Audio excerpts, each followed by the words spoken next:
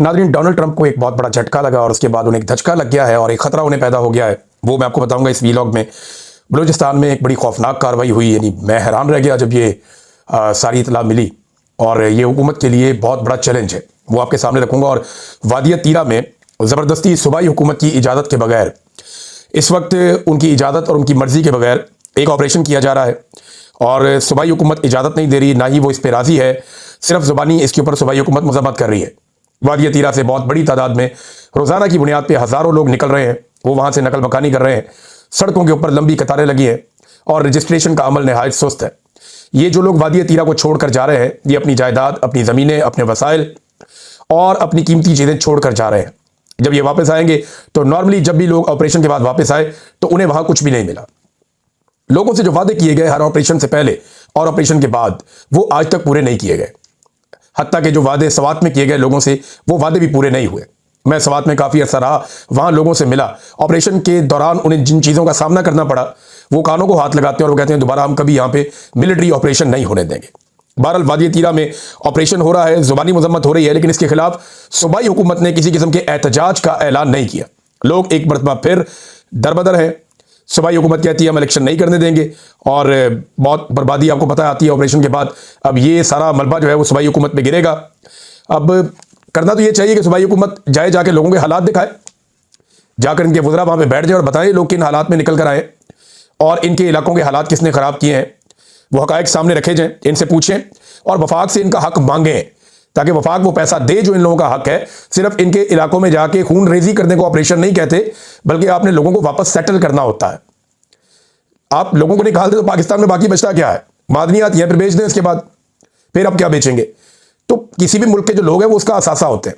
या सुहेल अफरीदी ने एक ट्वीट किया है, मैं सबसे पहले आपके सामने वो रख दूं। सुहेल अफरीदी ने कहा कि मैं बार बार कह चुका हूं कि इस वक्त तीरा का ऑपरेशन और लोगों का जबरदस्ती इनखला बंद कमरों का फैसला है, जिसका मकसद दहशतगर्दी खत्म करना नहीं है, सियासी अज़ाइम पूरे करना है। अच्छा, इससे पहले कि मैं ये बात आगे बढ़ूं, मैं पहले इमरान खान साहब का एक स्टेटमेंट आपको पढ़ के सुनाता हूं।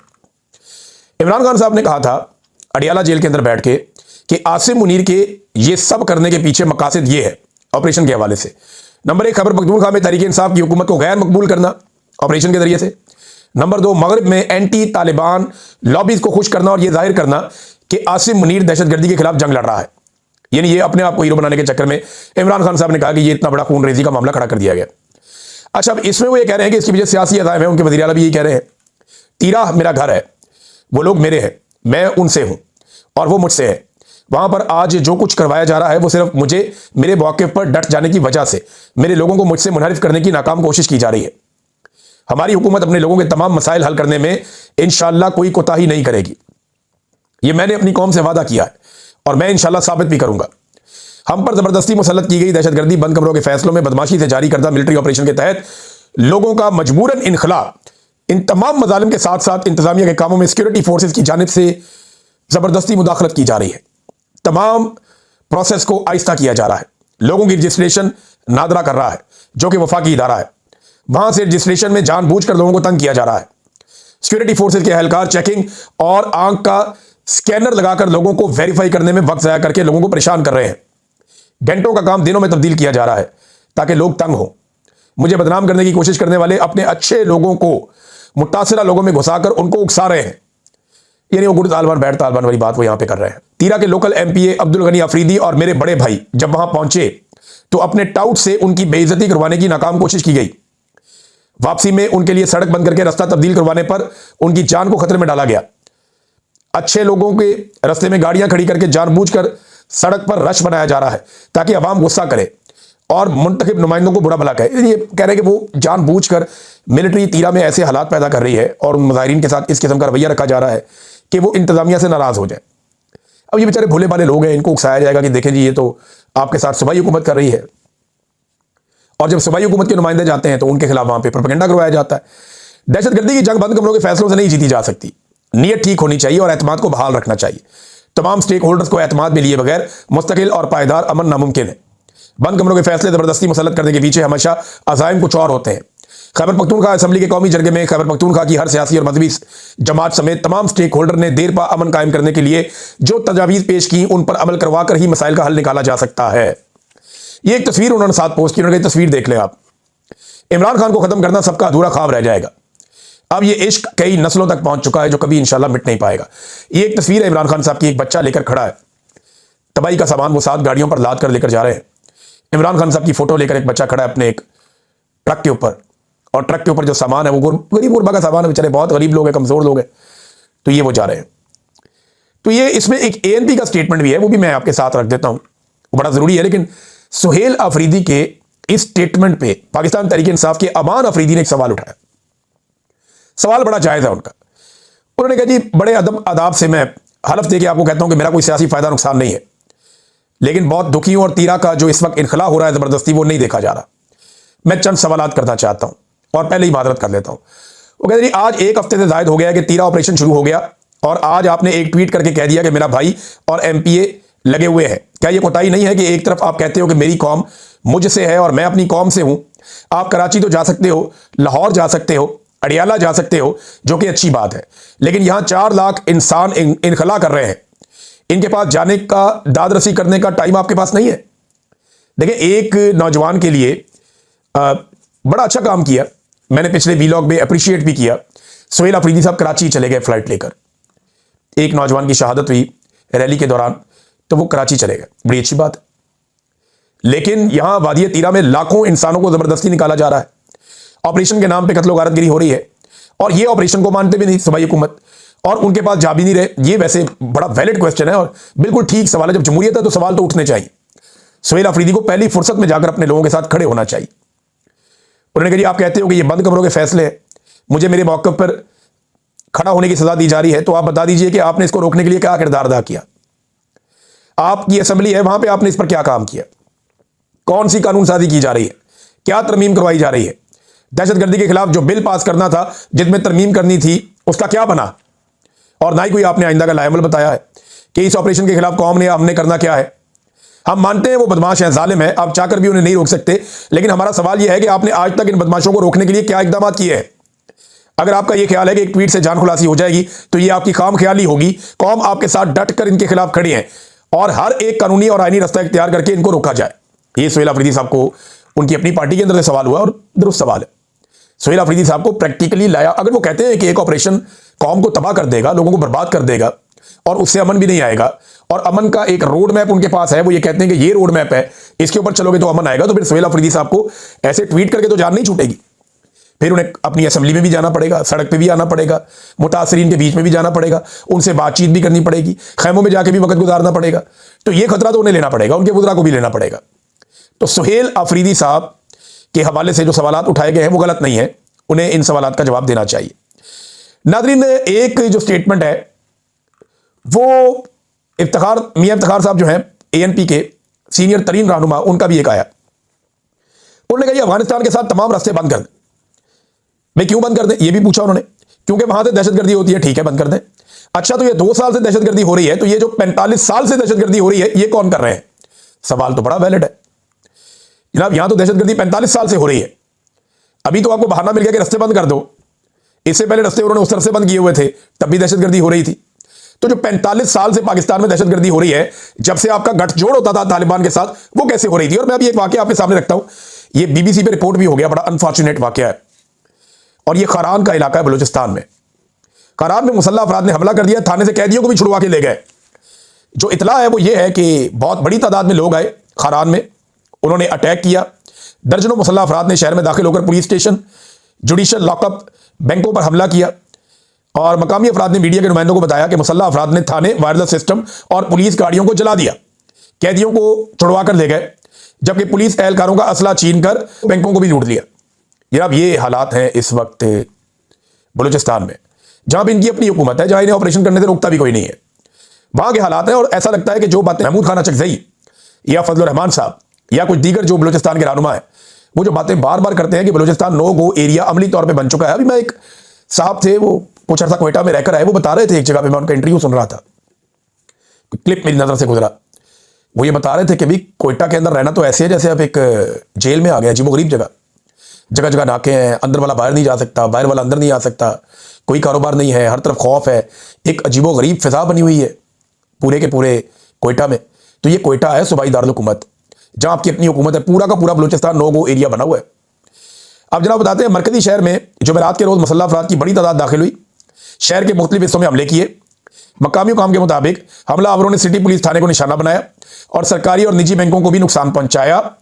हमलावर गाड़ियों और मोटरसाइकिलों पर शहर में दाखिल हुए। पुलिस के एक सीनियर अफसर ने नाम ना जाहिर करने की शर्त पे बताया कि हमले में पुलिस एहलकारों को जानी नुकसान नहीं हुआ, लड़ाई नहीं ना आगे से। ताहम हालांकि वो कहता था मोहसिन नकवी के एक एसएचओ की मार है दहशतगर्द, लो आगे पूरा शहर लुट के चले गए। उन्होंने कहा ताहम थाने की गाड़ियों और असले को नुकसान पहुंचाया गया और कुछ असला हमलावर अपने साथ ले गए। एहलकार के मुताबिक हमलावर हवालात में मौजूद जेर समात कैदियों को भी जबरदस्ती अपने साथ छुड़वा कर ले गए। और जनाब यह है सूरत। सिविल अस्पताल खारान के एमएस डॉक्टर मुश्ताक ने बताया कि डिस्ट्रिक्ट हेडक्वार्टर अस्पताल में 5 जख्मियों को लाया गया, जिनमें से एक नौजवान को गोली लगने से जख्मी हुआ, जबकि 4 बच्चे धमाके के नतीजे में उनको स्प्लिंटर्स लगे थे, वो जो होते हैं छोटे मवाद जो होता है उसके अंदर, उसके वजह से जख्मी हो गए थे। मवाद जो धमाका के मवाद है वो उससे जख्मी हो गए थे। अब ये आप अंदाजा करें, ये खारान शहर जो है कोयटा से तकरीबन 300 किलोमीटर फासले पे है और यहां पे इस वक्त ये सूरत हाल है जहां पे मिलिट्री का पूरा कंट्रोल है और ये उनके सूबाई दारुल हुकूमत के करीब एक इलाका है। ये हालात इस वक्त मैं आपको कहीं दूर दराज के नहीं, बलोचिस्तान के बता रहा हूं। और ये दावे करते हैं जनाब कि सिर्फ खैबर पख्तूनख्वा में ये मामला है। इमरान खान ने कहा कि खैबर पख्तूनख्वा में ये जो कुछ कर रहे हैं उसके पीछे सियासी अज़ाइम है। यही बात सुहेल आफरीदी ने भी कही। नाज़रीन, इस वक्त पाकिस्तान तहरीक इंसाफ जो है वो अपना पूरा जोर लगा रही है और अपोजिशन जोर लगा रही है 8 फरवरी को लेकर कि 8 फरवरी को हम बहुत बड़ी कार्रवाई करने जा रहे हैं, पूरा मुल्क बंद कर देंगे। ये कॉल है अपोजिशन की, अपोजिशन ने कॉल दी हुई है कि 8 फरवरी को पूरा मुल्क बंद करना है, लेकिन कैसे बंद करना है इसके बारे में मैं आपको सीरियसली बता रहा हूं, इन्हें कुछ नहीं पता। 8 फरवरी को बस इन्होंने पाकिस्तान से गुजारिश कर दी, पाकिस्तानियों से, ये मुल्क बंद करना है। ना ये ट्रेडर यूनियन से मिले, ना ये वकला तंजीमों से मिले, ना ये दूसरी तंजीमों से मिले, ना ये लेबर यूनियन से मिले, ना ये ताजरों के रहनुमाओं से मिले, ना ये चैम्बर ऑफ कॉमर्स को लोगों को मिलेंगे, उनको कायल करेंगे, उनको बताएंगे, फिर होती है हड़ताल कि भाई ये रीजन है, इस वजह से आपने हड़ताल करनी है। ना इन्होंने ग्राउंड के ऊपर अपनी लोगों की ड्यूटियां लगाई कि आपने कौन सा इलाका बंद करना और कौन सा नहीं करना। मुझे ऐसा लगता है कि ये मौजूदे का इंतजार करने के अचानक पाकिस्तानी निकलेंगे और 8 फरवरी को पूरा पाकिस्तान बंद कर देंगे। हर मरतबा पाकिस्तान तहरीक इंसाफ की जो लीडरशिप है, इमरान खान साहब तो जेल में है ना, उनके पास तो प्लान होता था, वो बताते भी थे। ये हर दफा कहते हैं हम अपना सरप्राइज तैयार कर रहे हैं, हम नहीं बताएंगे। पिछले साल 8 फरवरी को भी एक सरप्राइज था, बताया नहीं, हुआ भी नहीं। फिर इन्होंने कहा जी 26 नवंबर को हम एक सरप्राइज देंगे, बताया भी नहीं, हुआ भी नहीं। फिर जनाब इन्होंने कहा 5 अगस्त को इमरान खान साहब को जिस दिन पकड़ा गया था उस दिन एक सरप्राइज देंगे, बताया भी नहीं, हुआ भी नहीं। अब ये कह रहे हैं कि 8 फरवरी को हम जो करने जा रहे हैं हम पहले नहीं बता सकते क्योंकि एक बड़ा सरप्राइज है जो दिया जाएगा, इस किस्म की बातें हो रही हैं। तो ग्राउंड के ऊपर तो कोई नजर नहीं आ रहा। इससे पहले भी बहुत सारे सरप्राइज कहे गए पाकिस्तान तहरीक इंसाफ की जानिब से, लेकिन हकीकतन वो खुद एक सरप्राइज के इंतजार में। उन्हें लगता है कि किसी दिन अचानक से अवाम सरप्राइज दे दे और बाहर आ जाए और अवाम सारी चीजें अपने हाथ में ले ले और ये मौजूदा उनकी तहरीक की कामयाबी की वजह बन जाए। ग्राउंड के ऊपर टेक्निकली जो काम करना होता है, जो पॉलिटिकल पार्टीज करती हैं पूरी दुनिया में, उससे वो काम चोरी एक तरह की मुझे लगता है वो कर रहे हैं। इमरान खान इनको बार बार डायरेक्शन देते रहे, अदालत में जाओ, अदालत में जाओ, अदालत में जाओ, इकट्ठे होकर जाओ, सारे जाओ, 350 बंदा आपका, आप अदालत में जाके बैठ जाए रेड जोन में। इस्लामाबाद हाईकोर्ट रेड जोन में, वहां जाके बैठ जाए, वहां कोई नहीं आंसू गैस चलाता आपके ऊपर। वो मारकुटाई करेंगे, 250 कैमरा निकल आएगा वहां पे। अडियाला के बाहर तो 4 कैमरे होते हैं, 10 कैमरे होते हैं, वो भी बड़ी मुश्किल से बेचारे डिजिटल मीडिया के लोग जाते हैं। अगर आप इस्लामाबाद हाईकोर्ट में होंगे तो सारा रेड जोन है, दुनिया भर के नेशनल और इंटरनेशनल मीडिया के कैमरे वहां पे मौजूद है। तो चाहे ना जाके अदालत में 2-3 दिन बैठ जाए कि जी मुलाकात ही नहीं करवा रहे। जज कहता है जी कल मुलाकात करवाएंगे, ठीक है जी कल हम इधर ही बैठेंगे, हमारे लोग जाएंगे मुलाकात करने के लिए, नहीं मुलाकात होगी हम इधर ही बैठेंगे अदालत में, सर आप हमें इंसाफ दें, हमें मिल ही नहीं रहा इंसाफ, हम आपको शिकायत लगाएंगे। बड़ी इज्जत और एहतराम के साथ आप अदलिया को इंसाफ देने पर मजबूर कर सकते हैं, सिस्टम को आप झुका सकते हैं, लेकिन वो किसी मौजूदे का इंतजार कर रहे हैं। लगता तो ऐसे ही है नाज़रीन। और देखिए ना ये करप्शन पे बात करते हैं, ना ये कोई स्कैंडल पकड़ते हैं। अब ये मरियम नवाज की एक और 2 नंबरी पकड़ेगी।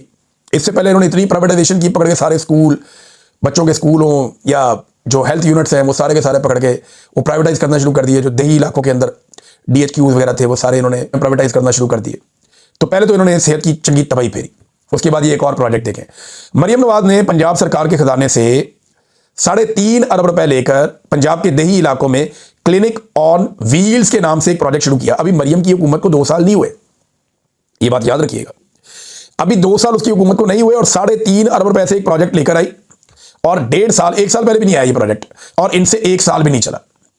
ये 3.5 अरब रुपए लगा के बहुत सारी गाड़ियां ले ली, हेल्थ यूनिट ले लिए, ये चलते फिरते जो होते हैं, और ये सारे बनाकर जनाब इन्होंने इतना पैसा लगाया, 590 गाड़ियां ले ली, एम्बुलेंसें ले ली, सब कुछ करने के बाद पूरा प्रोजेक्ट बना दिया। जब इनसे नहीं चला तो अब उसको ठेके पर दे रहे हैं। यानी अरबों रुपए पंजाब के सरकारी खजाने से इस प्रोजेक्ट के लिए हासिल किए, फिर करोड़ों के इश्तेहारात दिए और आखिर में पूरा प्रोजेक्ट ही ठेके पर दे दिया, ये कहकर कि इस प्रोजेक्ट को चलाना सूबाई हुकूमत के बस की बात नहीं है।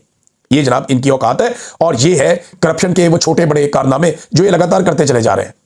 ये छोटी सी मिसाल है। इसके अलावा इन्होंने जो वो सफाई के नाम के ऊपर पंजाब में सफाया फेरा, जो इन्होंने वहां पे जिस लेवल की करप्शन हुई है, और ये तो लगातार रोजाना की बुनियाद के ऊपर इनकी करप्शन के केसेस और चीजें सामने आती है कि फलाने फंड्स के अंदर ये हो गया, इतना फंड इन्होंने खुर्द-बुर्द कर लिया, इतने फंड का कोई हिसाब ही नहीं मिल रहा, पूछने वाला ही कोई नहीं है। भाई उन्हें तो ये निजाम इतना उनके कदमों में गिरा हुआ है शरीफ खानदान के कि उन्हें तो एयरफोर्स का तैयारा मिलता है बच्चों के शादियों के कार्ड बांटने के लिए। तो इनसे कौन सवाल करेगा? इस वक्त तो कोई नहीं कर सकता, लेकिन तारीख में सारे सवाल लिखे गए। नाज़रीन, ईरान ने तमाम परवाज़ें मनसूख कर दी हैं अपनी। रूस ने जंग रोकने में अपना किरदार अदा किया, वो कोशिश कर रहा है कि जंग ना हो। अमेरिका अगले 2 दिनों में हमला कर सकता है, ये बहुत बड़े पैमाने पे खबर रिपोर्ट हो रही है, बहुत सारे तज्जियाकार ये कह रहे हैं। और डोनाल्ड ट्रंप के बारे में अमेरिकी मीडिया ये दावा कर रहा है कि डोनाल्ड ट्रंप एक फैसला कुन लड़ाई ईरान के साथ करना चाहते हैं, जबकि ईरान में मुजाहरे रुक चुके हैं। ईरानी हुकूमत ने इस बड़ी मुश्किल को बड़े अच्छे तरीके से कंट्रोल कर लिया है। पाकिस्तान का किरदार इंतहाई मुबहम रहा। बहुत सारे मुल्क क्लैरिटी के साथ आए, लेकिन मुझे ऐसा लगा कि शायद पाकिस्तानी हुकूमत इंतजार कर रही है कि लड़ाई हो, इसमें भी उनका कोई खांचा लग जाए। अब ये तो जनाब इसकी सूरत हाल है। डोनाल्ड ट्रंप क्यों थोड़ा खौफजदा है? देखिए, अमेरिका में जब इलेक्शन होता है ना, एक नया सदर आता है, तो 2 साल के बाद एक मिड टर्म इलेक्शन होता है, जिससे पता चल जाता है ये हुकूमत ऊपर जा रही है नीचे जा रही है। और अगर एक हुकूमत कोई गलत पॉलिसीज बना रही है तो वो मिड टर्म इलेक्शन में ये होता है कि नई सीटें आने से फॉर्मेशन चेंज हो जाती है और उस सदर के पास बहुत सारे इख्तियारात कम हो जाते हैं। अब डोनाल्ड ट्रंप को वो वाला खतरा लगना शुरू हो गया और उसने बातचीत करते हुए डोनाल्ड ट्रंप ने कहा कि इलेक्शन होने नहीं चाहिए मिड टर्म के। यानी इनको नजर आ रहा है कि अब इनको शिकस्त हो सकती है मिड टर्म इलेक्शंस में। ऐसा नहीं है कि बहुत जल्दी आ रहे हैं, लेकिन इसी साल के एंड में मिड टर्म इलेक्शंस हो जाएंगे। ये जो मिड टर्म इलेक्शंस हैं, इनमें डोनाल्ड ट्रंप बहुत मुमकिन है कि हाउस ऑफ रिप्रेजेंटेटिव्स में और सेनेट में, दोनों जगह पे, जैसे हमारी सेनेट है और कौमी असेंबली है, वो दोनों जगह पे अपनी अक्सरियत बरकरार ना रख पाए। और अगर ऐसा हुआ तो डोनाल्ड ट्रंप ने पहले ही कहा है कि मुझे फिर इंपीच किया जाएगा, यानी फिर मुझे सदर के ओहदे से हटाने की तैयारी की जाएगी। वो बड़ा पेचीदा अमल है, लेकिन जिसको भी इंपीच किया जाता है वो सदर फिर वहां पे ओहदे पे रुकना खुद भी उसके लिए मुनासिब नहीं होता। उसकी पार्टी का दबाव इतना आ जाता है कि उसको पीछे हटना पड़ जाता है। डोनाल्ड ट्रंप लेकिन मुख्तलिफ आदमी है, देखें वो कैसे रिएक्ट करता है, लेकिन डोनाल्ड ट्रंप के लिए सब अच्छा नहीं है, खतरात तो हैं। अब नाज़रीन, हमास के पास इस वक्त एक लाश बाकी है, जो खुद भी ढूंढ रहे हैं। गाजा में इसराइलियों की एक लाश बाकी है और उसके लिए मुसीबत डाली हुई है इसराइल ने और उनके हमायतियों ने कि जनाब हर हाल में वो एक लाश भी वापस की जाए, जबकि गाजा में रोजाना की बुनियाद पे लाशें गिर रही हैं। पाकिस्तान ने अभी तक, इस वक्त तक जब मैं आपसे बात कर रहा हूं, अमेरिका की और मगरबी ममालिक की हर बात मानी है, आंखें बंद करके मानी है, मुकम्मल गुलामी की है। बेहतरीन अंदाज में आसिम मुनीर साहब और शहबाज शरीफ साहब, डोनाल्ड ट्रंप हो या दीगर मगरबी ममालिक हो, उनके साथ बेहतरीन चले, जबरदस्त उनके साथ कॉपरेशन किए। लेकिन असल इम्तिहान उनका अब आना है, जब पाकिस्तानी फौज को यह कहा जाएगा कि अपनी अर्जी डाली है आपने, अब जाए जाकर हमास को गैर मुसल्लह करें, तो इनका पहला बड़ा इम्तिहान शुरू होगा। और भी बहुत सारे इम्तिहान हैं जिनका इनको सामना करना पड़ेगा, कभी के दिन लंबे, कभी की रातें। अब तक के लिए इतनी, अपना ख्याल रखिएगा, अपने चैनल का भी। अल्लाह हाफ़िज़।